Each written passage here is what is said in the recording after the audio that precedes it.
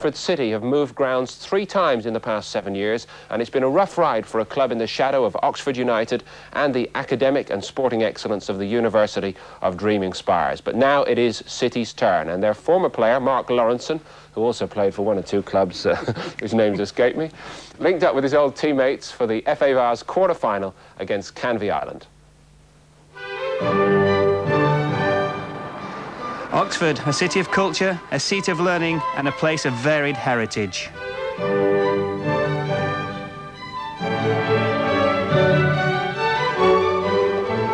For sports fans, an important part of that heritage is Oxford City Football Club, formed over 100 years ago and now proud owner of an improving ground at Court Farm Road.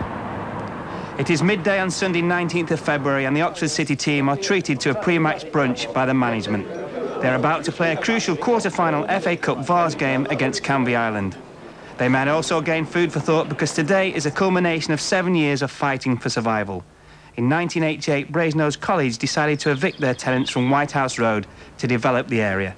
Their tenants were Oxford City Football Club, who had played on that site since 1882. Despite a plea to the council and a petition signed by 15,000 people, the club were forced to look for other premises. In that 7 years, we've come from nowhere. We had no manager, we had no players, we had no ground, we had no money. Most people said the club had folded, but you know, about half a dozen of us got together and said we couldn't allow 100 years history just to disappear. And you know, we're so pleased because it just shows what can happen when everybody puts their back into it and pulls in the same direction. What about the result today? I think we're going to win this one. Oh, I'm not sure, no, not sure, but we had a tremendous result then at Taunton in the last round. If we can reproduce anything like that, we've got to be in with a chance. A large crowd is expected. Oxford City, 4th in Deodora Division 2, has never reached this stage of the FA Vase. It's their chance to reach a Wembley Cup final, and the excitement and the tension build. The players can't afford to think about their club's expectations. Assistant manager Alan Thorne focuses their attentions. The team that just settles down the quickest, plays with their heads, are going to win this game today. So let's make sure we get on the ball early, get the first tackles in, get the headers in early. Second ball, we win second ball straight away. Heads on this game, hearts on this game. Team talk over. It's time for the players to go out and perform. As the Oxford City side take the field, they are only too aware of the importance of the fixture for the club.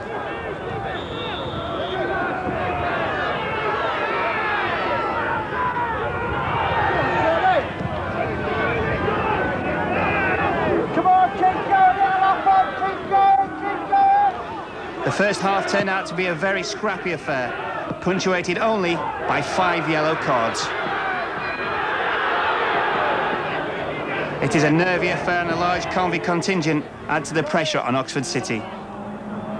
In the second half, Oxford finally forced a breakthrough. Howard KEMP with the header to put his side in front.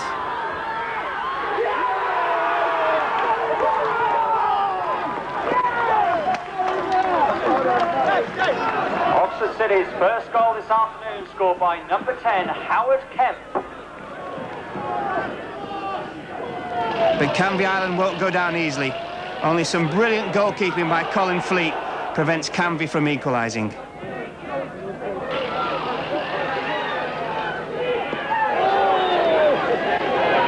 The chairman is suffering from the tension, but then player manager Andy Thomas puts KEMP free and Canvey concede the deciding penalty.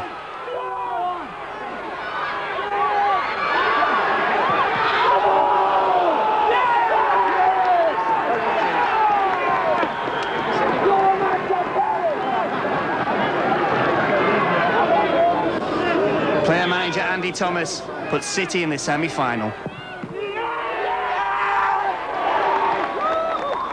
I didn't see no one else wanted to take it, so I thought I'd better step up. I did my best to miss it. I'm a Man Community myself. My mum and dad come down from Manchester, so it's nice to score when they come down to watch as well. You never bet on yourself to score the first goal, did you? I didn't know, but I've only scored 2 goals this season so far, and the lads are always pulling my legs because I generally supply them rather than get on the end of them. So they always say before the game, you know, it's about time you got 1 hour, so it's just good to get on the score sheet. Tell us about your suit. What's the story behind your suit? Well, I worked with Mark Wright's dad, and he said it brought Mark good luck. So he said to me to wear it today. So I did. Does it fit? Not really. They're over the moon. It hasn't sunk in yet. We still can't believe it, but if you've seen what we've done in the last 4 years, I think you can understand why we don't believe a day like today. The end of a momentous day for Oxford City. The chairman has every right to celebrate. Yeah, we are. I might be a bit late tonight. Yeah, you better put some champers on ice. Mark Lawrenson reporting there.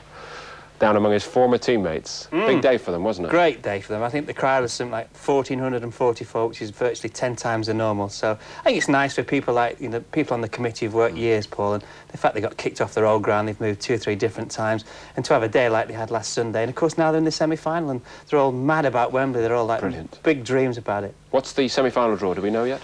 Yeah, they got, I think it's Belper. They got away first, and the second leg obviously going to be at home, so it gives them a slight advantage. But I think, you know, with that standard, certainly the game last week, it was a horrible game to watch. It's just the fact of winning quarter-finals, semi-finals of any competition is just about getting through them. At any level? At any level, indeed. I wish I was playing, actually. When I turned up last Sunday morning, I thought, oh, I could just have a game here.